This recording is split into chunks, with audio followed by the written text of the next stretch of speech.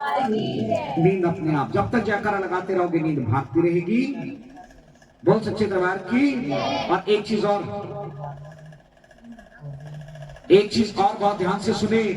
आप लोगों ने तो 2 अध्याय सुन लिए, आपने तो बड़ी हिम्मत की। बड़े बड़े महारथियों को कथा में नींद क्या हो गया?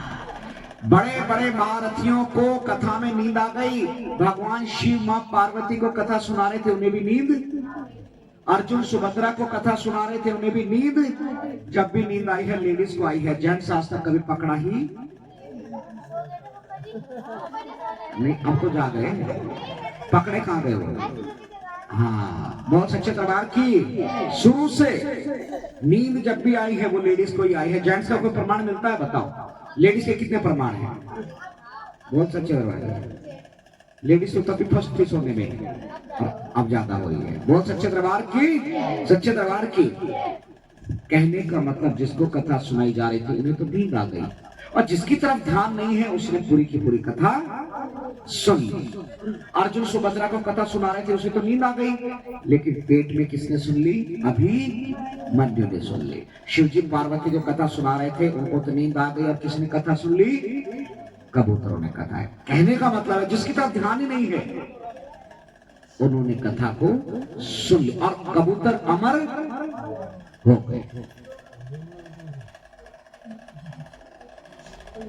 बहुत सच्चे दरबार की, सच्चे दरबार की जय हो। अब यहां पर अब तीसरे पावन अध्याय में हमारा आपका पावन प्रवेश। इस पावन घटना के बाद ये सारी घटना कौन किसको सुना रहे थे? ये सारी घटना राज ज्योतिष राजा स्पर्श को सुना रहे थे कि क्यों एक कन्या पुण्य बनकर आई, क्यों एक कन्या पाप बनकर आई। बात समझ में आ गई।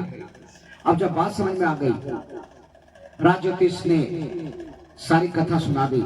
तब राजा स्पर्श ने कहा, राजन चाहे कुछ भी हो, ये कन्या कितनी भी अशुभ क्यों ना हो, मैं इस कन्या की हत्या नहीं करूंगा। कितनी भी अशुभ क्यों ना हो, मैं इस कन्या की हत्या नहीं करूंगा। कोई बात नहीं, कोई और रास्ता हो तो बताएं।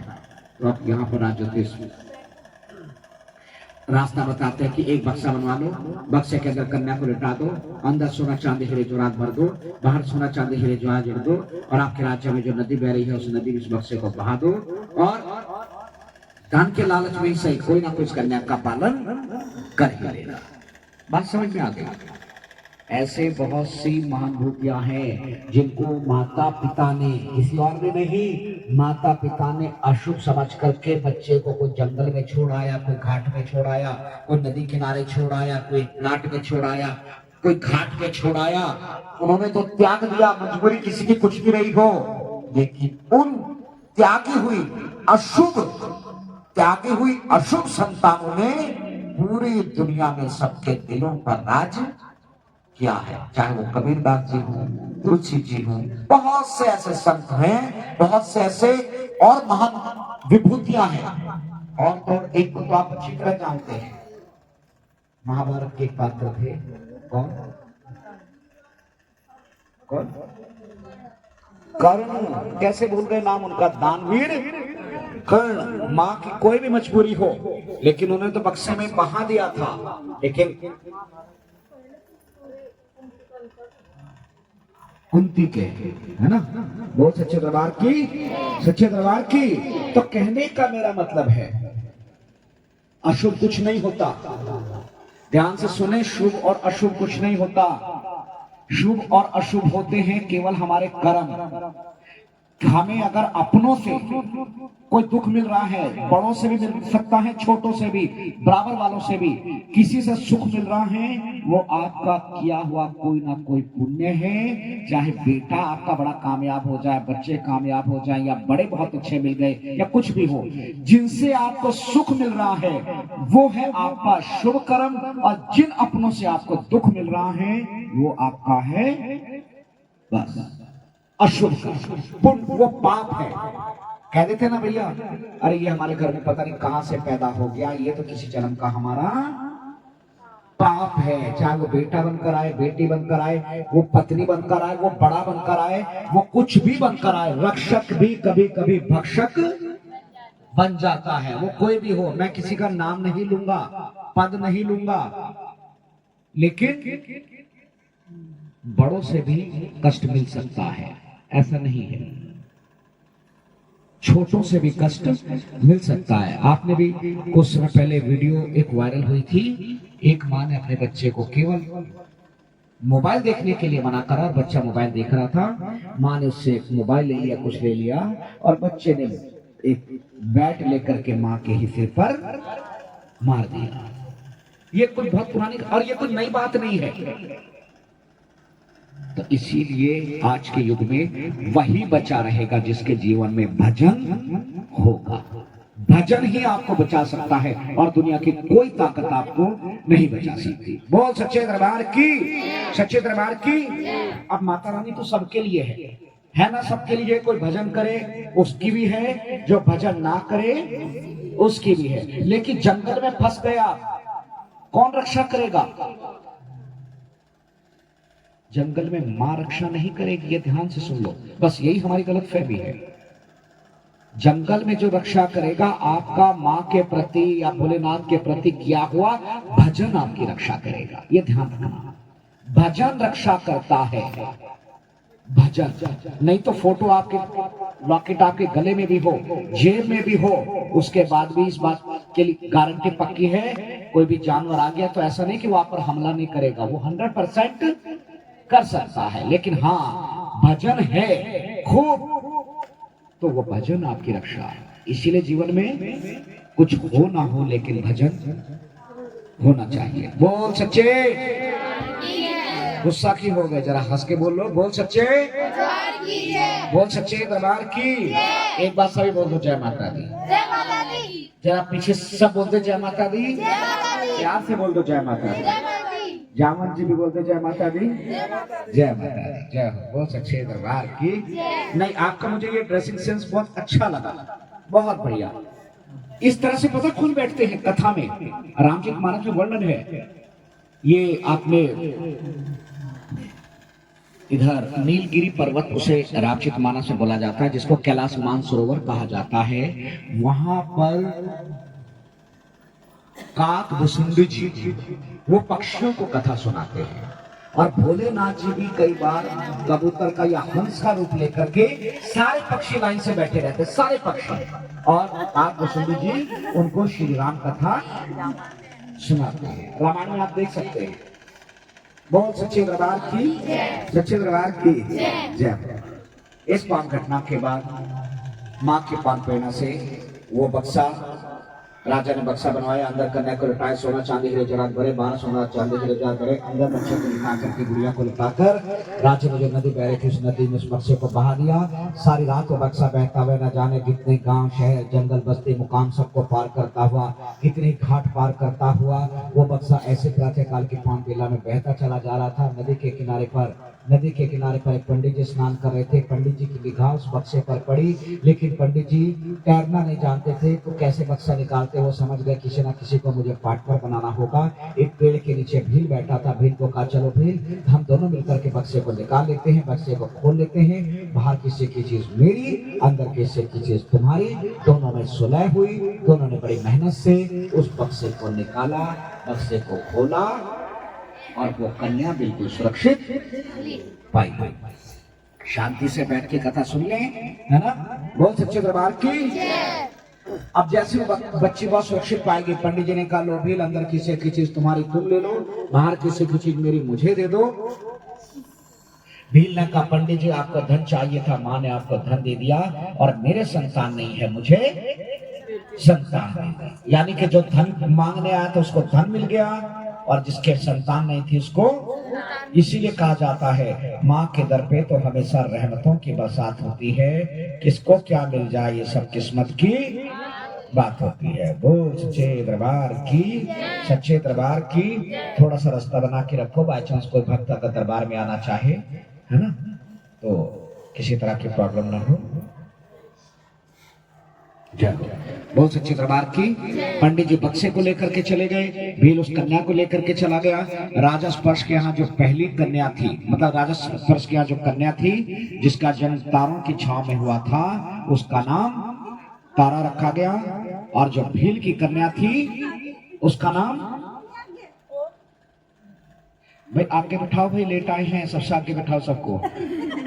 हाँ भाई लेट वालों को तो सबसे आगे बैठाना चाहिए ताकि अब बची जो कथा है वो तुम सुन ले पहले, है ना। जाओ आ जाओ आ जाओ आगे आ जाओ आ जाओ। अरे आगे पीछे कहीं नहीं बैठो, बस ये कि थोड़ा रजाई मिल जाए तो ज्यादा बेस्ट है ना। जिस जहां रजाई मिल जाए वहां बैठ जाओ। बोल सच्चे दरबार की, सच्चे दरबार की, सच्चे दरबार की। तो जो भील की कन्या थी उसका नाम रुक्मण रखा गया, राजस्पर्श की जो कन्या थी उसका नाम तारा रखा गया। अपने नसीब से दोनों पलने लगी, बड़ी हुई जवान हो गई। तारा का विवाह हरिपुर के राजा हरिचंद से उनका विवाह हुआ और रुक्मण का विवाह अपनी ही जाति में अच्छे से लड़के को देखकर कर दिया। दोनों की दोनों इत्तेफाक से एक ही राज्य में ब्याही गई। यहाँ पर अब इनकी वैवाहिक पात्रता प्रारंभ होती है। और कौन सा अध्याय समाप्त होता है?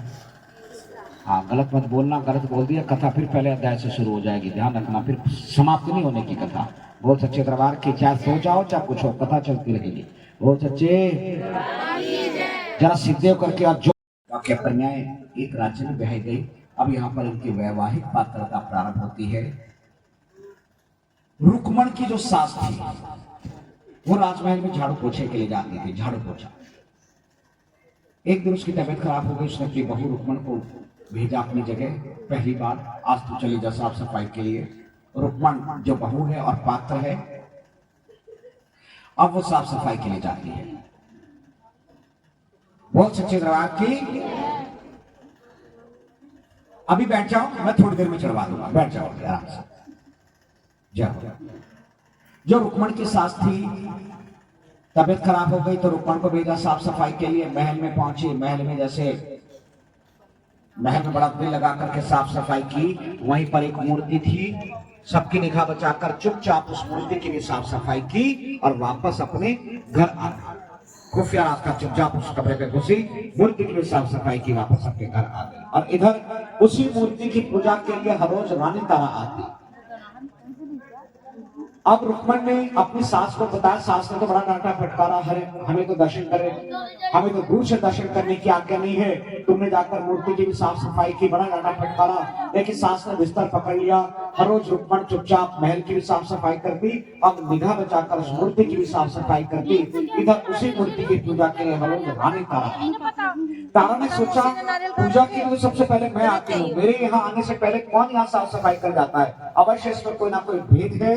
एक दिन तारा अपने पूजा के समय से थोड़ा पहले आ गई और महल में जैसे लंबे चौड़े खंबे होते हैं, खंबे की ओट में चुपचाप छिप गई। एक बैल चुपचाप देख रही है, एक बैल चुपचाप साफ सफाई कर रही है। माँ यहाँ पर अपनी महिमा दिखाती है। तारा को याद आ जाता है, अरे ये तो मेरी वही पुरानी बहन है रुक्मण को देखकर जिसको बचपन में अशुभ समझ करके त्याग दिया गया था। पहचान लेती है वो अपनी बहन को और तुरंत उसका रुक्मण का हाथ पकड़ के रुक्मण डर जाती है कि आज तो मैं गिरफ्तार हो गई। लेकिन तारा रुक्मण के डर को हटाती है, रुक्मण के डर को खोलती है। दोनों बहनें बड़े प्रेम से मिलती है। रुक्मण पूछते, बहन ये तुम किनकी पूजा करती हो? कहा, मैं माँ शेरावाली की पूजा करती हूँ। क्यों? क्योंकि सबकी मनोकामना पूरी करती है। अच्छा, मेरे तो विवाह के बाद से संतान नहीं, और संतान में मुझे पुत्र की कामना, क्या माँ मुझे पुत्र देगी? तारा जानती थी ना इसके अंदर भक्ति न श्रद्धा है, कहा पुत्र तो देगी, लेकिन अगर तुम कोई संकल्प करो। तो यहाँ पर तारा रुक्मण से संकल्प कराती है, अगर माँ मुझे पुत्र दे तो मैं माँ के नाम का जागरण अपने घर कराऊंगी। अब कुछ समय बाद रुक्मण के एक सुंदर से पुत्र का जन्म हो गया। लोगों ने कहा बच्चा हो गया, जागरण करा लो। नहीं, अभी नहीं, अभी तो बच्चा थोड़ा छोटा है, ठंड भी है, थोड़ा सा बड़ा हो जाए तब जागरण कराएंगे। 2 साल हो गए, अब तो जागरण करा लो। नहीं, अभी तो बहुत छोटा है, थोड़ा और बड़ा हो जाए तब जागरण कराएंगे। बहाने बनाकर रुक्मण ने पूरे 5 साल निकाल दिए, लेकिन माँ के नाम का जागरण नहीं कराया। बोल सच्चे दरबार की। हम लोग ये सोचते हैं जो चालाकियां हम आपस में एक दूसरे के साथ करते हैं, जो टोपी हम एक दूसरे को पहनाते हैं, वही टोपी वही चालाकी भगवान के साथ भी। इंसान को लगता है कि बस भगवान को तभी दिखता है जब हम भगवान के सामने कोई गलती करते हैं। बाकी मतलब मंदिर के बाहर कहीं भी कुछ भी करो, भगवान को कुछ भी दिखाई नहीं देता, भगवान आंख बंद कर लेते हैं। ये हमारी सोच, हमारा माइंड ऐसा सेट हो गया है। हमें तो पता लग जाए भगवान तो है ही। अगर कोई इंसान भी देख रहा है तो किसी की हिम्मत नहीं है कोई किसी की चप्पल भी चुरा ले। चुरा तो क्या ले, वो पहन भी ले। जिसकी चप्पल पहनेगा वो तुरंत खड़ा हो जाएगा, भैया कहां ले जा रहा चप्पल जाकर में। बहुत जय। भगवान जानता था कि ये जो मैंने इंसान बनाया है ना, ये इतना तेज है, इतना माइंडेड है। अगर मैं समुद्र में छिप जाऊं, ये समुद्र की गहराई में भी मुझे खोज लेगा। मैं चांद तारों पे भी छिप जाऊं, ये वहां भी मुझे खोज लेगा। मैं पहाड़ों में कहीं भी, बर्फीले पहाड़ों में कहीं भी छुप जाऊं, ये वहां भी पहुंच जाएगा। इसलिए कहीं भी कोई जगह वो नहीं है। भगवान ने कहा ये सब जगह पहुंच सकता है, सब जगह देखता है, लेकिन क्यों ना मैं इसके अंदर छुप जाऊं। ये बाहर देखता रहेगा, लेकिन इंसान अपने अंदर झांक कर देखना ही। और तब से लेकर आज तक हमारा इंसान का और भगवान का लुक्का चुपी का खेल चल रहा है, आइस पाइस चल रही है। लेकिन आज तक भगवान हमारी पकड़ में, वो तो हमें धप्पा दे देता है एक मृत्यु का, दुखों का, लेकिन हमें दिखाई, हम उसे आज तक नहीं पकड़ पाए। बहुत अच्छे। वो ऐसे पकड़ में आने वाला भी नहीं है। उसको पकड़ने का तो एक ही तरीका है, क्या? जो प्रेम की रस्सी से बांध ले। ध्यान रखना, उसको छोड़। कठोर आदमी से लड़ लेगा कोई भी, कोई लड़ने आ जाए तो सब लड़ लेंगे। लड़ना आसान है, ताकत बढ़ाना भी चलो बहुत आसान है, लेकिन हमें पता है कि कोई हमारा अपना प्रेमी है। किसी दोस्त से भी हमारी लड़ाई हो जाए तो हमारी बुद्धि कितनी खराब नहीं, अपना था, पड़ोसी अपना था। आज खाम में बड़ों की लड़ाई होती है ना, बड़ों को इतना अफसोस नहीं होता जितना उनके बच्चों का अफसोस होता है। अरे बताओ, आंटी इतनी अच्छी थी, सब कुछ था, मेरी मम्मी खाम में लड़ पड़े। चाहे मम्मी की गलती क्यों ना हो, लेकिन बच्चों का अफसोस। और बच्चे जाते हैं ना मम्मियों की लड़ाइयां छुड़वाने, तो मम्मियां उन्हें ही धर देती है 2-4, क्योंकि मम्मी भरी बैठी है पड़ोसन पर। बहुत सच्चे का। लेकिन बच्चों को क्यों दुख होता है? वो दुख इसलिए होता है क्योंकि पड़ोसी से प्रेम, आंटी से प्रेम, भैया से, अंकल से, बच्चे से प्रेम होता है। इसीलिए भगवान को प्रेम के अलावा और कोई ऐसी रस्सी नहीं बंधी जिससे भगवान हमसे बंध जाए। अब ये प्रेम कैसे लाना है, इसके लिए तो मुलाकात, जब तक मिलोगे नहीं तो प्रेम कैसे होगा? मिलेंगे कहां? चलो जी, मिलने बताओ तो मिलेंगे कहां? मिलो घर के मंदिर में मिलो, जो आपके घर का मंदिर है। बाहर के मंदिर में मिलो, मंदिर है नहीं है, चुपचाप बैठकर मिलो। कहां मिलेंगे? हैं तो हमारे अंदर, आंख बंद करके उनसे मिलो। लेकिन मिलने के लिए तो भैया जाना पड़ता है। घर बैठे बिठाए खीर नहीं मिलेगी, कुछ करना पड़ेगा। बहुत अच्छे दरबार की रजाई ओढ़ने वालों की, आप तो जोर से बोलो ना, चाहे धीरे क्यों बोल रहे हो? बहुत सच्चे दरबार की। तो इसीलिए आप कुछ करें ना करें, जो भी आप पूजा के नाम पर कुछ भी करते हैं, ध्यान से सुने। 5 मिनट की पूजा हो, 10 मिनट की, ये जो हम पूजा करते हैं, ये हमारी रूटीन वाली, ये पूजा हम काम की तरह से करते हैं। चलो भाई, उठ गए, सबसे पहले फ्रेश हो गया, नहा गए, सब कुछ है, धूप बत्ती कर लो, 5 या 10 मिनट की पूजा, ये वो, बस जो पूजा हो गई हो गई। फिर सारा दिन हमें वो पूजा ध्यान फिर कब आती है? जब शाम हो जाती है। चलो भाई, अब सूर्यास्त हो गया, अब थोड़ा दिया जला ले। ये केवल यही हमारा माइंड सेट है, इसके अलावा हमारा माइंड सेट नहीं है। हम केवल सुबह और शाम की पूजा पे अटके हुए हैं। इतने से भगवान नहीं मिलेंगे, ध्यान रखना। ये पूजा तो आपने इस जन्म से पहले भी अगर कभी इंसान होंगे तब भी की होगी, और वही डहरा इस जन्म में भी है। इतने से काम नहीं चलेगा, ध्यान रखना। भगवान इतना महंगा भी नहीं है जो ना मिल सके, क्योंकि मिला है। जिनको मिला है मिला है, तो ये नहीं हम कह सकते कि भगवान कभी किसी को मिलता नहीं है। और भगवान इतना सस्ता भी नहीं है कि केवल 10 रुपए की धूप बत्ती दिखा दी है और थोड़ा सा वो मिश्री माखन दिखा दिया या कुछ भी दिखा दिया, तो इतने से भगवान नहीं। ये केवल दिल बहलाने को ये ख्याल अच्छा है। ऐसे मिलेंगे डरा करके, बोल सच्चे दरबार की। तो करे क्या? जितनी भी पूजा के बाद जब आप फुर्सत में हो, केवल भगवान के पास बैठिए। बैठना पड़ेगा, मन लग, उसे मूर्ति मत समझो। घर के बुजुर्गों के पास भी तो बैठते हो, सहेली के पास में बैठोगे, आपस में खेल करोगे, भगवान बोले ना बोले लेकिन बैठना चालू करो, मूर्ति को निहारो, यही उससे बातचीत। निहारो मूर्ति को, माँ के रूप में निहारो, शंकर जी के रूप में निहारो, किसी भी रूप में निहारो। मंत्र आता अच्छी बात है, नहीं आता कोई बात नहीं, निहारो।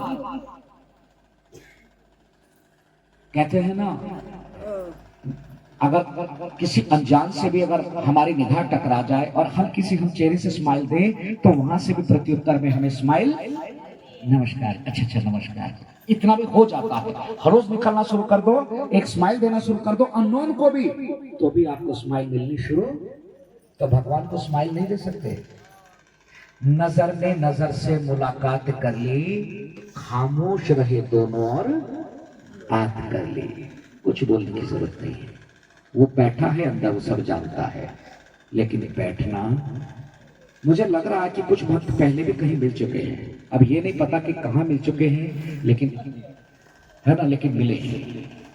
बोल सच्चे दरबार की। अब इस पान घटना के बाद माता रानी की पान प्रेरणा से अब यहाँ 5 साल निकाल दिए, नहीं कराया जागरण। माँ ने हल्की सी दिखा टेढ़ी की, रुक्मण के पुत्र को माता निकल आई, रुक्मण के पुत्र को माता निकल आई, माता निकल आई, जगह जगह दौड़ते फिरे, कहीं भी आराम ना आए। 5 साल में के पास आती है, तारा डांट फटकार लगाती है, पहले तो देखनी गलतियां कि देखो तुम्हारे की सजा तुम्हारा बच्चा भुगत रहा है। तो अब माँ के आगे रोती भी लगती है, रुक्मण अपनी गलती का एहसास होता है, खूब रोती भी लगती है, माँ का दिल पिघल जाता है और रुक्मण का पुत्र ठीक।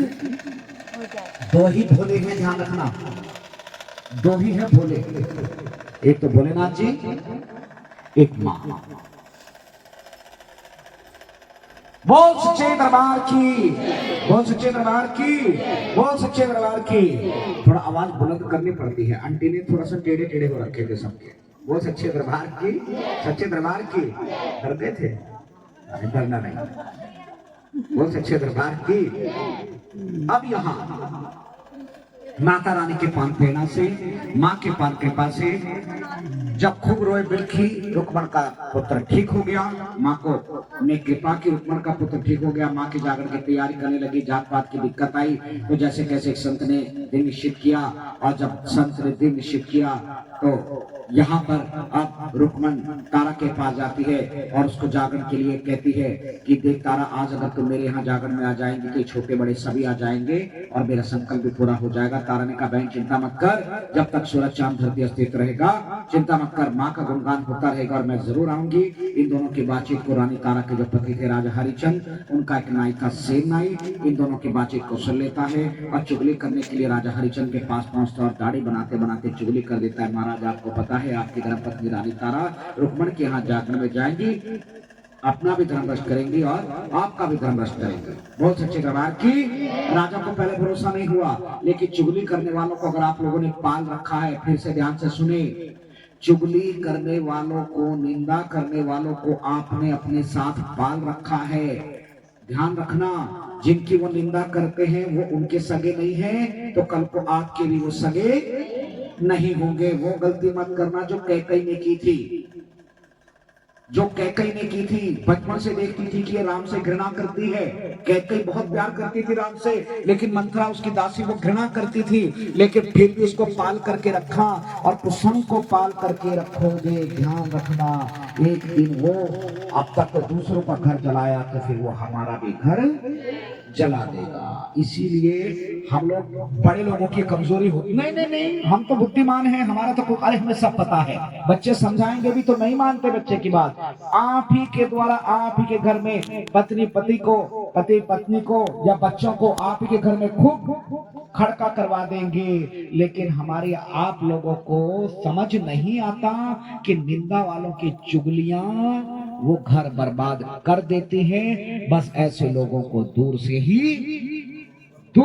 बस दूर से ही, झगड़ा मत करो, झगड़ा मत करो, बस कटना, अपने आप को सिकोड़ लीजिए, अपने संबंधों को धीरे धीरे कट जाइए, लेकिन पाल कर मत रखिएगा। बोल सच्चे दरबार की। घर घर में एक निंदक बैठा है, ये ध्यान रखना।